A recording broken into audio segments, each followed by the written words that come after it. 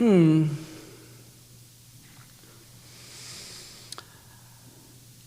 cat has been doing its job. Toyed with it for hours, slowly killed, but not eaten. You've all seen a cat do this, yes? Just a game for the cat, something to fill the day. Not much of a game for the mouse, is it? I could use a game, something to fill my days now, but there are no mice left for me. No provinces to rule, no legions to command, no political intrigue to master. Just long days in exile. I have a garden to tend, and this barbaric tongue to learn. La souris est sur la table. It seems the mouse is always under the table.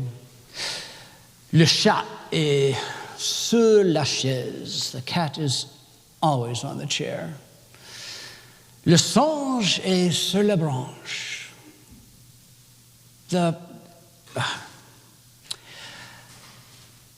This is not how my brilliant career was supposed to end. You might ask, how did I get here? Exiled to the wilderness of Gaul. I, after 10 years of selfless service as Pontius Pilatus, 5th prefect of the Roman colony of Judea, recalled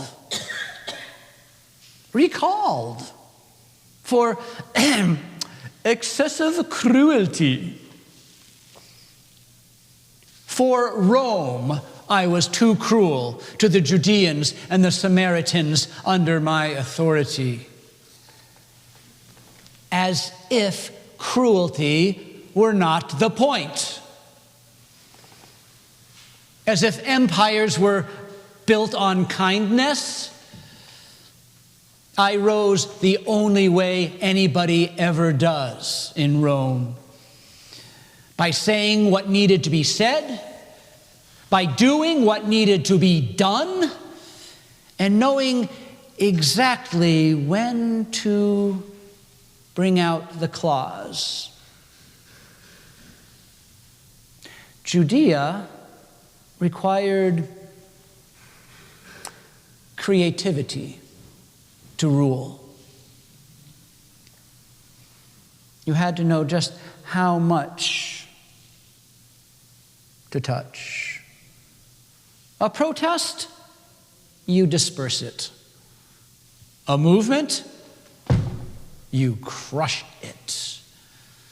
A crowd, you remind it who is in charge. And in the end, there might be a dozen dead, 60, whatever. A small price to pay for peace. Better a few dead mice than a city in rebellion. Oh, don't look so shocked. Every empire works this way, including yours. Actually, I thought I was rather restrained in my rule. A predecessor of mine, 30 years before I got there, found it necessary to crucify 2,000 Galileans to pacify a rebellion and help them realize the tragic error of their unpatriotic ways. When I became prefect of Judea, that rat hole, I still had to deal with zealots plotting revolution and assassins slipping a Sakari blade between the ribs of a civil servant here, a tax collector there, an occasional temple priest. No one felt safe in that atmosphere. So I had to be ready to keep these mice under a very close watch and to keep my claws sharp, especially at Passover.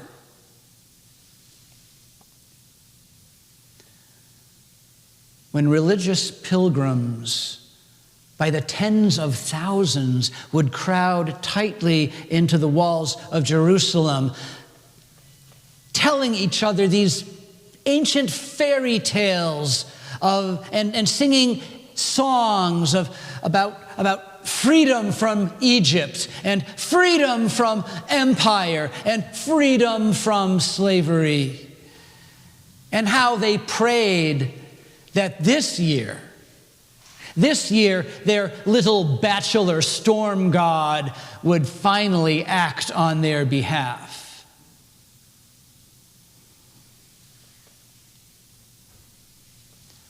Have you ever told yourself stories like that? That this year things will be better? That this year things will change, that this year justice will come, that this year the tyrant will come down, that this year will be different. Those are dangerous stories for mice to tell each other. It was in my 4th year as prefect that I first heard of this Jesus from Nazareth in Galilee. First heard him described as a would-be king of the Jews. Here we go again, I thought. Another misguided Galilean with delusions of power. And sure enough, when he finally came into Jerusalem on Passover, of course, he came with an adoring crowd of idiots, waving palms, proclaiming him Messiah, the King. And they waited for him to give orders to start the revolution.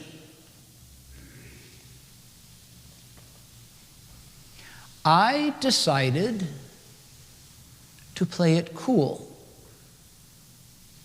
to bide my time like a cat stalking a mouse.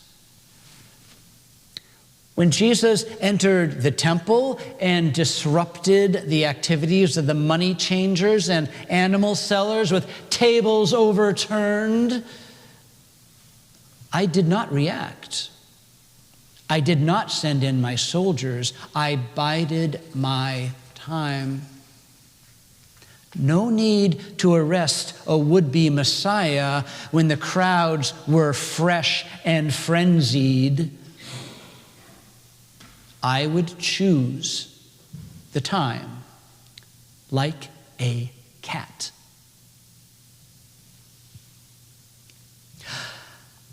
So I was more than a little disappointed when this Jesus was brought into my palace.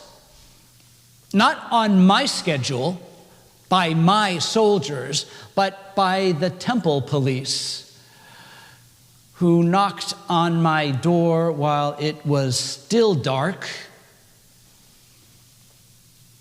The priests said, "This man is dangerous. He is a blasphemer and a threat." Ooh, I thought, a blasphemer. If he's a blasphemer, I said, then deal with him yourself.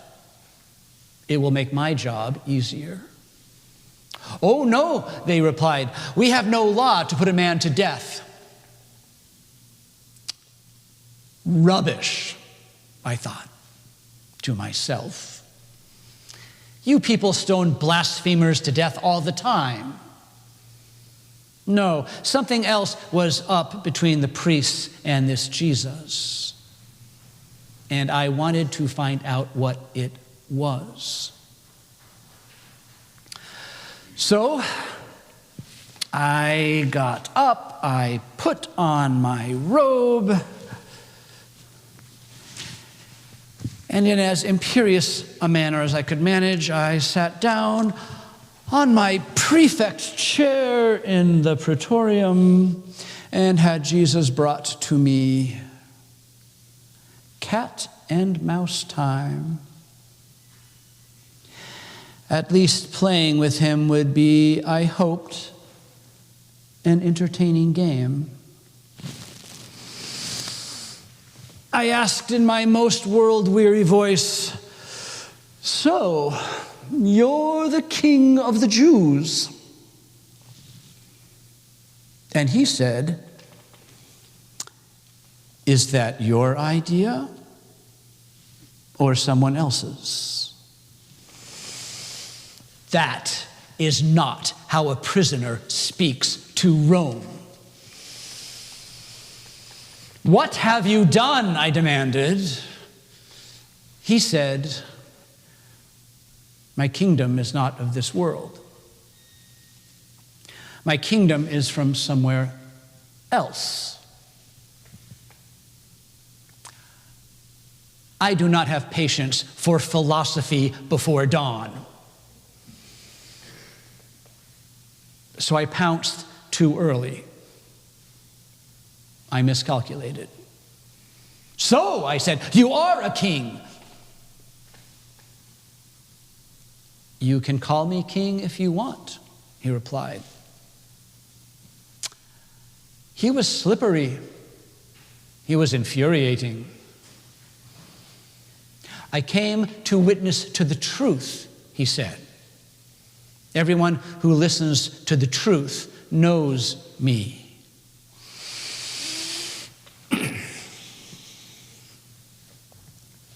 Truth. What is truth? Power is truth. Order is truth. The sword is truth. Truth is what works. Truth is what keeps the peace. Truth is what keeps Rome, Rome.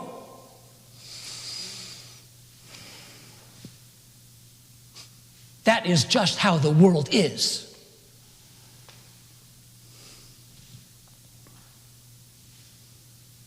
And then he looked at me. Not afraid, like a peasant. Not defiant, like a freedom fighter. Just certain, comfortable, as if I were the one on trial. And I realized I was no longer the cat playing with a mouse. He would not play that game with me.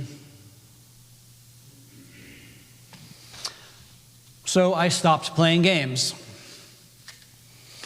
If that is what you want, Galilean, then so be it.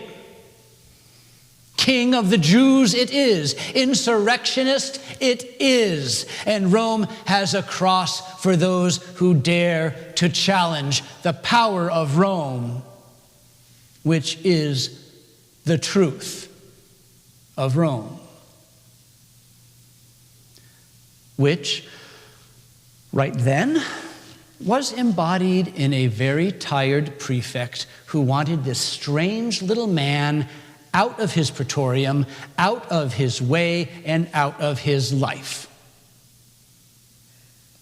So I sent him away to be crucified by my soldiers, as the priests had asked. Now understand,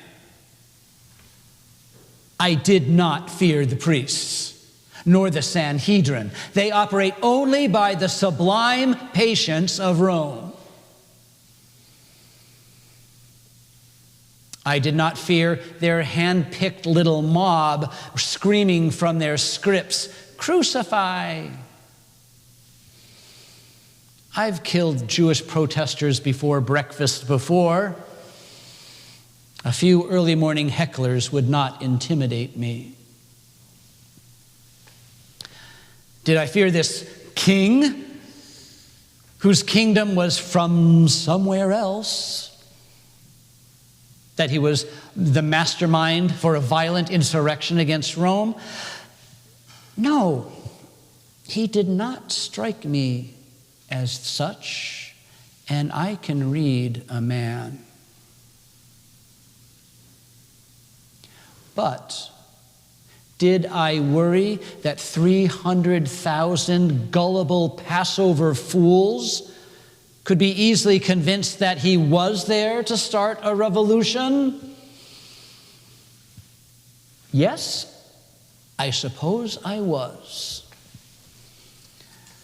Passover crowds are like dangerous puppets, and only I am allowed to pull the strings. So this strange little man, this strange little king had to die, and his strange little kingdom with it. I was done playing. The end.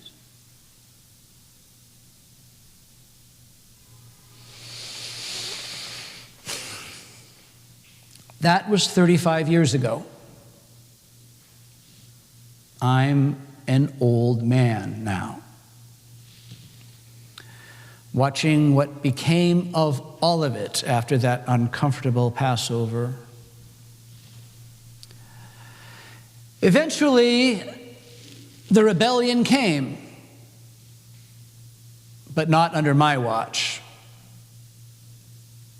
Jerusalem burned. Rome crushed them utterly. Fire, famine, slaughter. Not one stone left upon another. We Romans are very good at what we do. Jerusalem was gone, the end.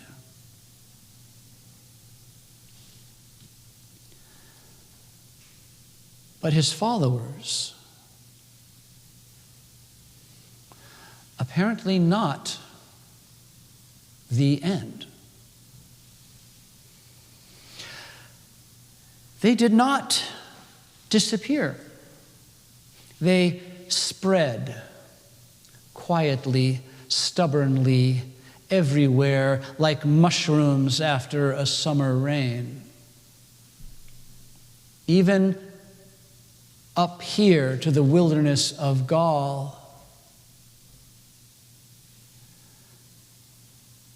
The servant girl who cleans my house, she says she's one of them. I asked her about it. This kingdom, I demanded, where is it? She looked at me, not afraid, not defiant, just certain. And she said, "It is not like your kingdom. No armies, no domination, no fear. It is mercy, she said, and justice, she said, and faithfulness, she said, and truth.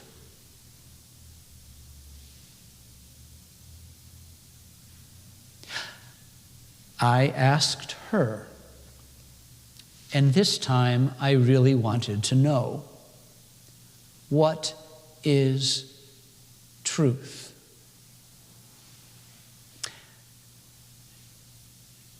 She said, Caesar's kingdom is built on the love of power, but his is built on the power of love.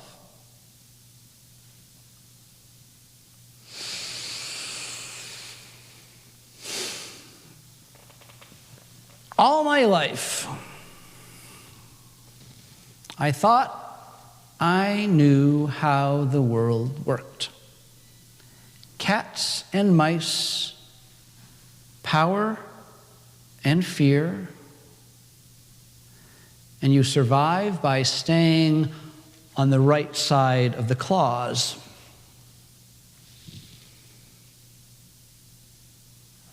But I begin to wonder, what if I never understood which was which?